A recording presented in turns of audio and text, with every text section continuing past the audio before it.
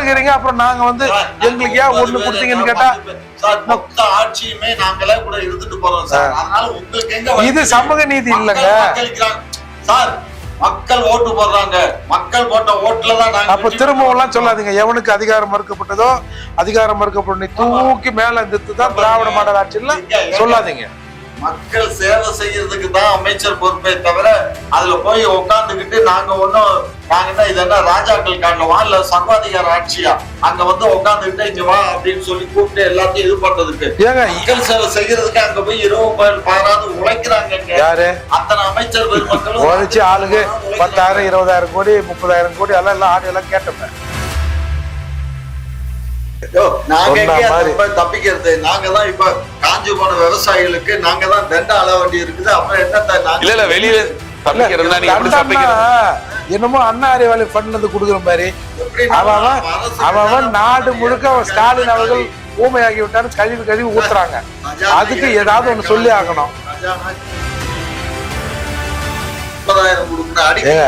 நம்ம என்ன கேக்குறோம், நம்ம பதில் சொல்ல விடாம என்ன மாதிரி பேசுறாங்க. இந்த பதில் வந்துங்க, இது ஸ்டாலின் அவர்களின் பதில். இப்போ யாரு, இப்போ மோடி வந்து நேரடியா அந்த கிருஷ்ண சாகர் அணைக்கு வந்து அந்த கீயை போட்டு ஆன் பண்ணி தண்ணி திறந்து விடணும். அவங்க நீர்வளத்துறை இருக்குல்ல, அவங்களுடைய அமைச்சர், அதுக்கு மத்திய அமைச்சர் இருக்காரு, அவரு கீழே செக்ரட்டரிஸ் எல்லாம் இருக்காங்க. சரி, அவங்க சொன்னா அவங்க உடனே அந்த ராணுவம் வந்து உடனே அதை இப்ப ராணுவம் வந்து திறந்து விடணும். ஆமா ஆமா, அப்பதான் அவங்க அடக்குவாங்க. இயற்கை இந்த சண்டாளர்களுக்கு நம்ம வந்து மழை பெய்யக்கூடாது அப்படின்னு இயற்கை சதி பண்ணிச்சிடலாமா? உங்களை மாதிரி ஆட்கள் எல்லாம் இருக்கிறதுனால அது கூட மிரண்டு ஓடுதியா? அதாவது நீங்க வந்து எல்லாத்தையும் மிரட்டியே பழக்கப்பட்டு போயிட்டீங்க. இப்ப எங்க அரசையும் மிரட்டி பாக்குறீங்க. அதாவது திமுக அரசு கையால் ஆகாத அரசு, கேட்பதற்கு லாய்க்கு இல்லாத அரசு அப்படின்னு நீங்க சொல்லிடுங்க. இப்ப மட்டும் வந்து நோடி வந்து மொட்டணும். நல்லா புரிஞ்சுக்கோங்க. அதுல கவர்மெண்ட் முடிஞ்சு போச்சுங்க. என்ன பேசுறீங்க? நாங்க இம்ப்ளிமெண்ட் பண்ணுமா? காங்கிரஸ் கவர்மெண்ட் அந்த வரவை கொண்டு வந்தது நீங்க தான். கையெழுத்து போட்டது திமுக. அதுக்குள்ளே ஆட்சி முடிஞ்சு போச்சு. வேற என்ன பண்ணுவாங்க? ஆட்சி முடிஞ்சு போச்சு, அதனால காங்கிரஸ் கொண்டு வரல. இல்ல இப்ப இவர் என்ன சொல்றாருன்னா, அந்த அரசாங்கமும் கொண்டுதான் வந்தது, நாங்க வந்து இம்ப்ளிமெண்ட் பண்ணது நான் அது கிடையாது.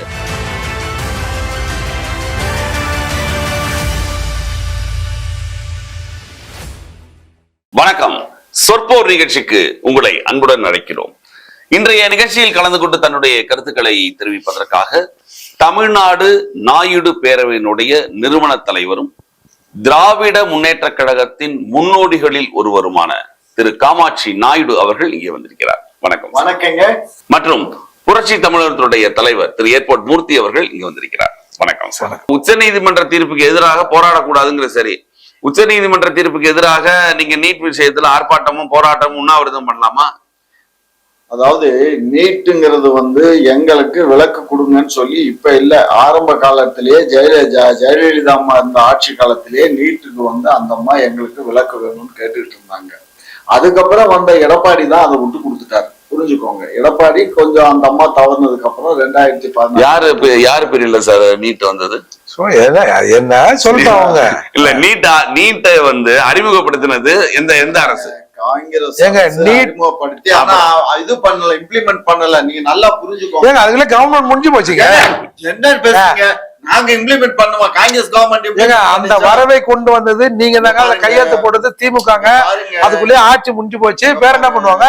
ஆட்சி முடிஞ்சு போச்சு, அதனால காங்கிரஸ் கொண்டு வரல. இவர் என்ன சொல்றாருன்னா, அந்த அரசாங்கமும் கொண்டுதான் வந்தது, நாங்க வந்து இம்ப்ளிமெண்ட் பண்ணது நான் அது கிடையாது, பிஜேபி அரசு அப்படிங்கிற. ஆனா கொண்டு வந்தது யாருன்னு அடுத்து வந்து இவங்க காங்கிரஸ் கவர்மெண்ட் இருந்தது, அது ஆட்டோமேட்டிக்கா இம்ப்ளிமெண்ட் ஆயிருக்கும். இவங்க சொல்ற எல்லாமே அப்படிதானா? எங்களுக்கு எக்ஸம்ஷன், தமிழ்நாடுக்கு எக்ஸம்ஷன் நாங்க அந்த கண்டிஷன்ல தான் கொடுத்தோம்.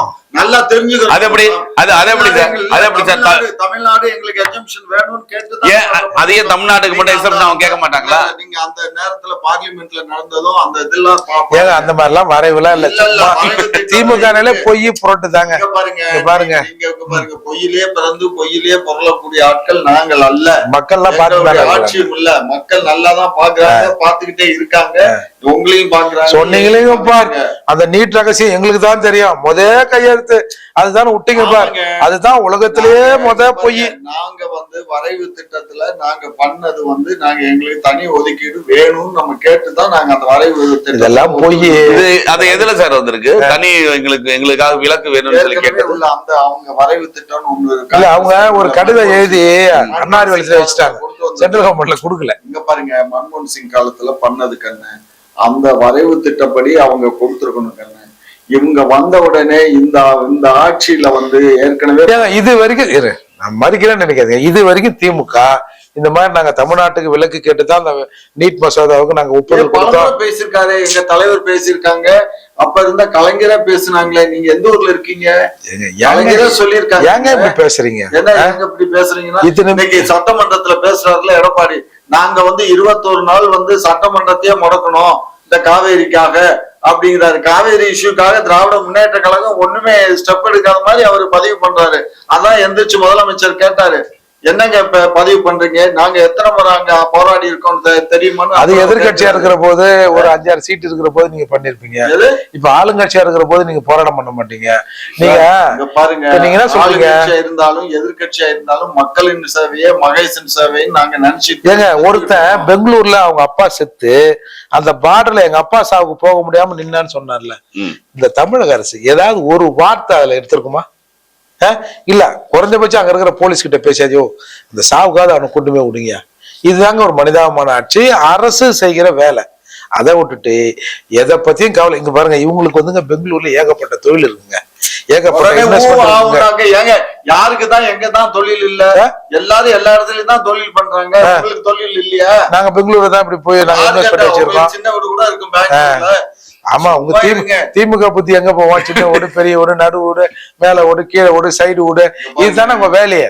எல்லா மாநிலத்திலும் இது அகில இந்தியா. இந்த இந்தியால இந்திய குடிமகன் எங்க வேணாலும் தொழில் பண்ணலாம், எங்க வேணாலும் வாழலாம். இல்ல, நீங்க கடுமையான அறிக்கைகளோ இல்ல கடுமையான சொற்களை நீங்க கர்நாடகா கடிந்து கொண்டால் உங்களுடைய தொழில்கள் எல்லாம் முடக்கப்படும். உங்களுக்கு அந்த பயம் இருக்கு. இல்ல சார், இங்க பாருங்க, இதெல்லாம் தெரியாமலே நீங்களும் பேசுறீங்க, சில பேரும் பேசுறீங்க.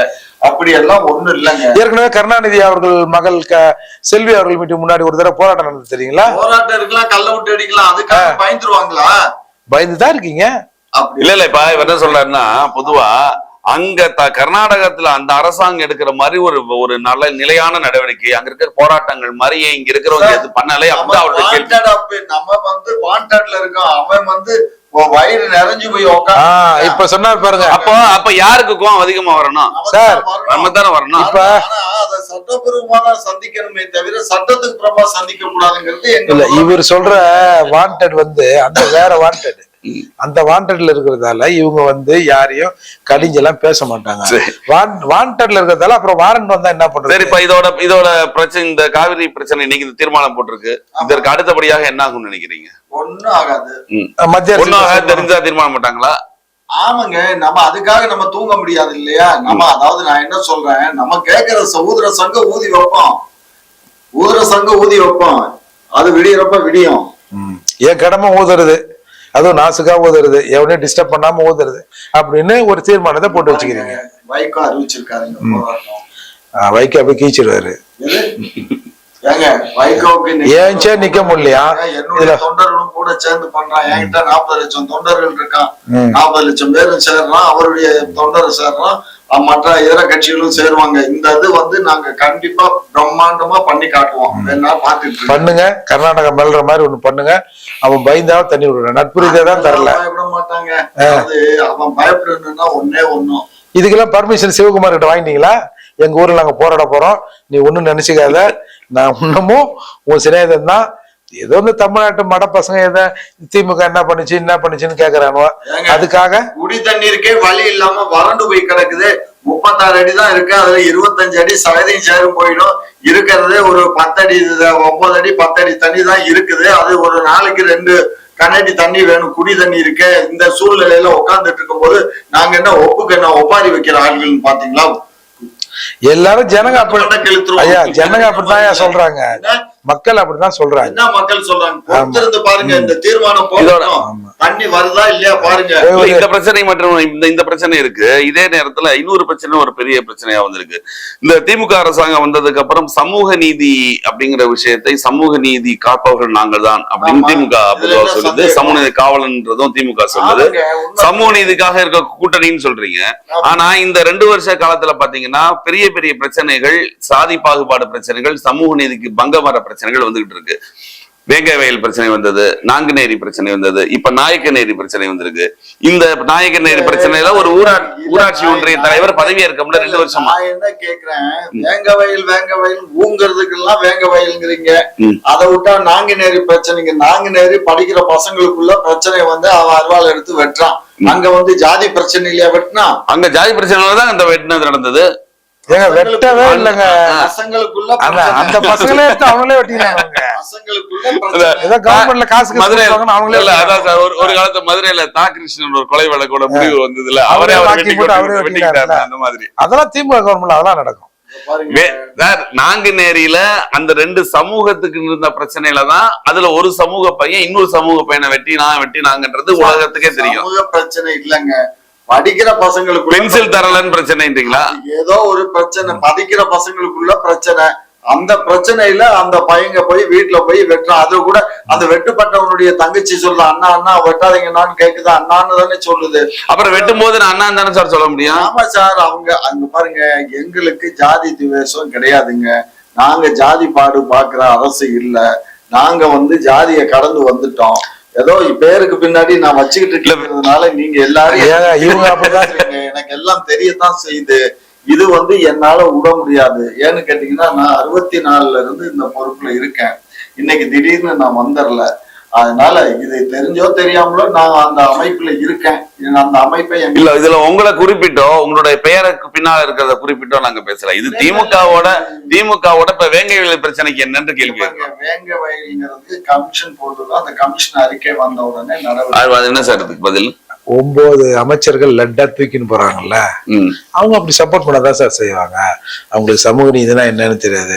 நம்ம சமூகத்துக்கு 9 அமைச்சர் கொடுத்துருக்காங்கல்ல, 9 பேர் நம்மளால அமைச்சரா இருக்காங்கல்ல, அது கெத்துரா. நமக்கு என்ன நடந்தா இந்த நாட்டுல எவன் செத்தா நமக்கு என்ன அப்படி நிலையில ஐயா அமைச்சர் கொடுத்ததுனால காமாட்சி நாயக்கர் ஜாதிக்காரர்களுக்கு இல்ல காமாட்சி நாயக்கர் வீட்டுல தேனாறு பாலம் ஓடுதா? ஆமா. எந்த அமைச்சர்கிட்ட போய் நான் நின்று எங்க கம்யூனிட்டிக்கு அதை பண்ணி உங்க அமைச்சர் ஒருத்தர் சொன்னார்ல, நீ ஒண்ணும் சொல்ல வேணா, நீ இன்ன ரெட்டியார்னு மட்டும் சொல்லு, இன்ன ரெட்டியார் புள்ளன்னு சொல்லு. அவன் மந்திரி பதவியை காப்பாத்திக்கிறதுக்காக அந்த ஆளு அதை சொல்றாரே தவிர எங்க கம்யூனிட்டிகளுக்கு யாரும் எதுவுமே பண்ணலைங்க சார்.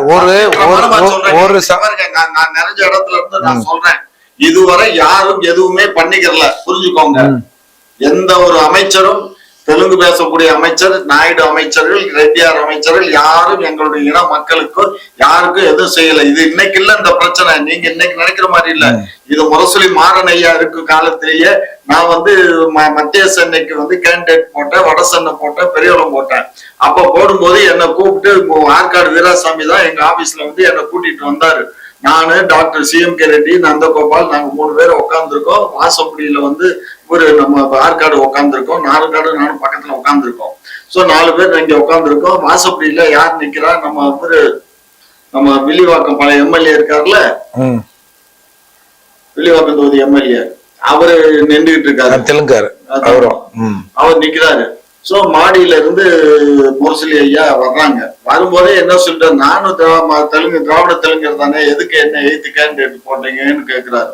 என்ன சொன்னாருங்க? நானும் தெலுங்கர் தானே, நானும் தெலுங்கர் தானே, நானும் திராவிட தெலுங்கர் தானே, தெலுங்கர் தானே, நீங்க என்ன எய்த்து எதுக்கு நீங்க கேண்டிடேட்? முரசொலி மாறனே அதை கேட்டாரா? ஆமா. இனியா நம்மளே கேண்டிடேட் போடுறீங்க? அவரு கேட்டது மட்டும் இல்ல, வட சென்னையில நிக்கிறாரு அவரு ரெட்டியாரு, அவரு இந்த திராவிட தெலுங்கர் தானே, அவரை எய்த்து எதுக்கு நீங்க நிக்கிறீங்க அப்படின்னு கேட்டாரு. டக்குன்னு ஒரே வார்த்தை சொன்னீங்க, சத்தியமா சொல்றேன். இந்த நேரத்துல ஆற்காடு இந்த இருக்காரு பக்கத்துல, ஹெல்த் மினிஸ்டர் இருக்காருல்ல, நான் ஒரு ரெக்கமெண்டேஷன் கொடுக்குறேன், ஒரு வட்ட செயலாளர் ரெக்கமெண்டேஷன் கொடுக்குறான். நான் சொன்னா செய்வாரா, வட்ட செயலாளர் சொன்னா செய்வாரா, சொல்லுங்க அண்ணன் அப்படின்னு. அது அவரே சொல்றாரு. அது எப்படி வட்ட செயலாளர் சொல்றது? அப்புறம் என்னத்துக்குங்க எங்களுக்கு இங்க ஜாதி தேவை இருக்கு? இப்படியேதான் கேட்டேன். இங்க என்ன ஜாதி இருக்கு? நாங்க என்ன சொல்றோம், 9 மினிஸ்டர் உங்களுக்கு தான் வேலை செய்யறாங்கலாம் சொல்ல வரல. அப்படி ஒரு 5% இருக்கிற மக்களுக்கு 9 மினிஸ்டர் எதுக்கு? 19% இருக்கிற எங்களுக்கு ஒரு மினிஸ்டர். பாருங்க, இதுதான் உங்க சமூக நீதி. நான் சொல்றேன் பாருங்க, 5%மோ 1%மோ யாரு அரசியல்ல யாரு பாடு பம்பரமா சொல்ல வேலை பார்த்து மக்களுடைய சேவகனா இருந்து மேல வர்றாங்களோ அவங்களுக்கு தான் ஆட்சி பொறுப்பு. ஏங்க சமூக நீதின்றது என்னங்க? சமூக நீதிங்கிறது மக்களால் தேர்ந்தெடுக்கப்பட்ட வந்தாதான் சமூக நீதி ஆகுமே தவிர ரோட்ல போறவங்களை எல்லாம் கூப்பிட்டு இந்த சமூக நீதி வந்துருச்சு, இங்க வா, நீ ஒரு எம்எல்ஏ, நீ ஒரு மந்திரி அப்போ, நீ ஒரு எம்பி அப்போ அப்படின்லாம் கொடுக்க முடியாது. எங்க கட்சியில உழைக்கணும்.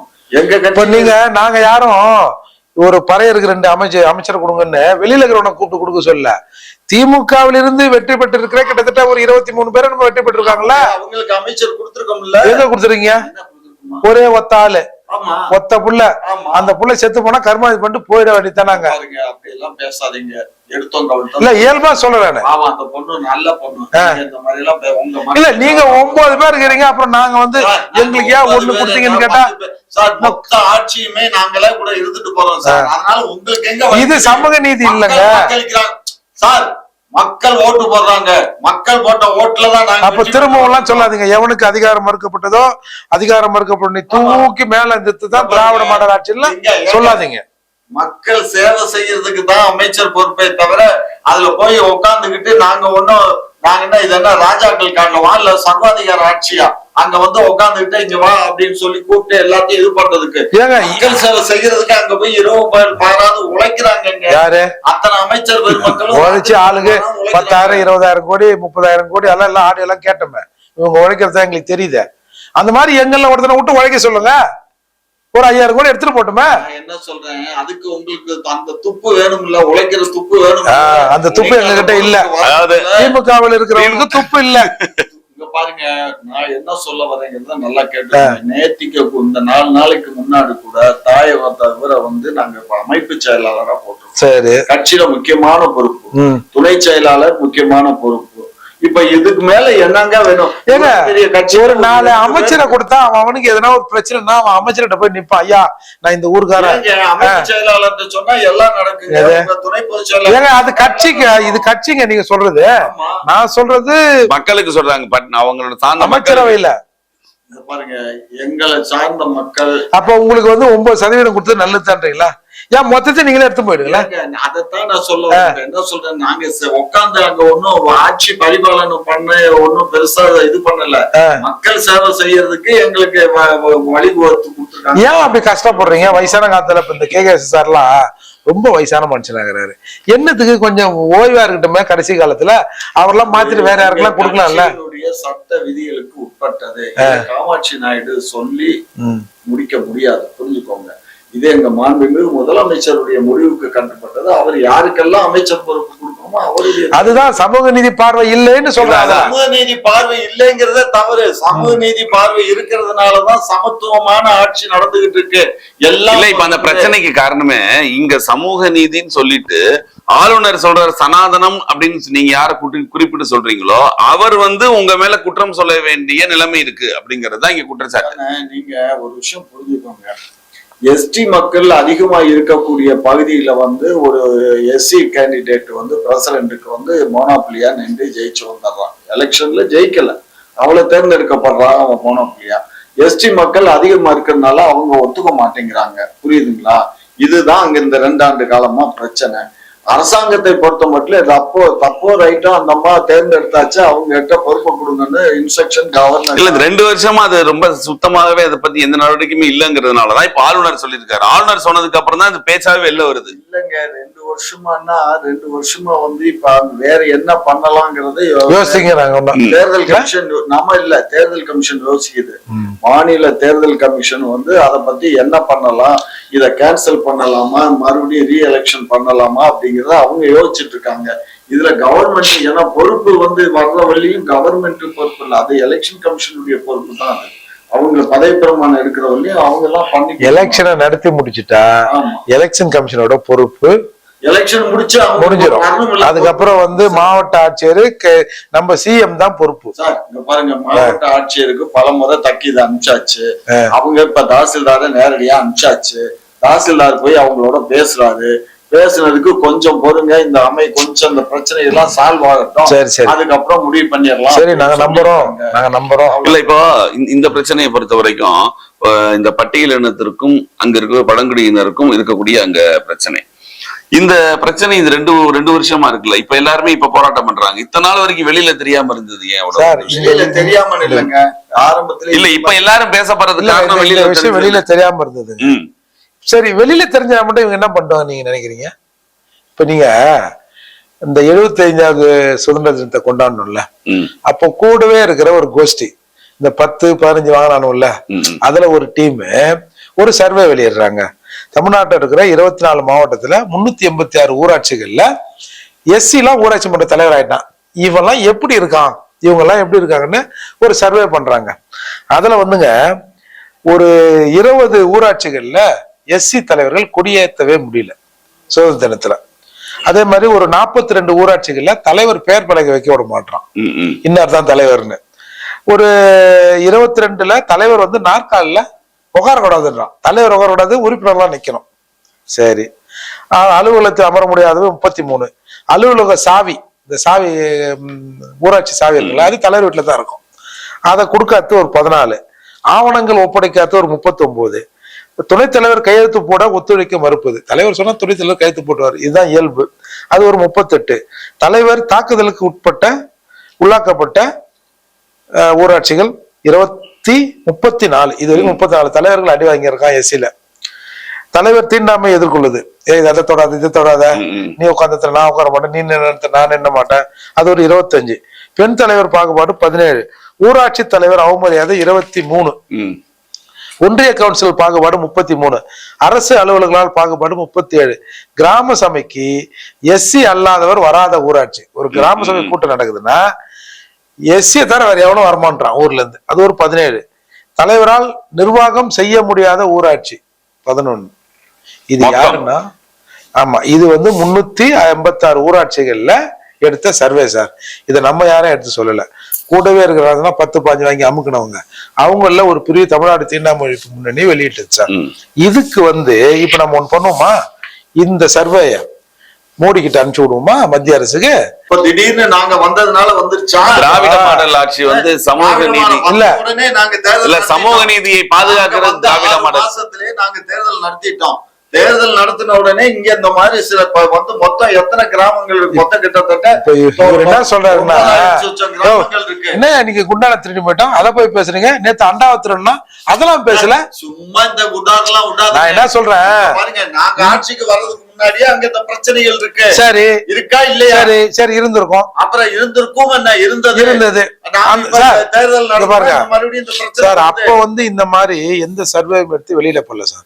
அப்போது வெளியிட்டு இருந்தா நம்ம எடப்பாடி அவர்களை மேல உளவுல என்ன சார் பிரச்சனை? மேல உளவுல என்ன சார்? இதேதான் இப்ப திருப்பத்தூர்ல பதிவு இருக்கு, அதே மேல உளவுல இதே தானங்க. அப்புறம் என்ன இங்க பாருங்க, ஜாதிய பாகுபாடு மேல உளவு படுகொலை.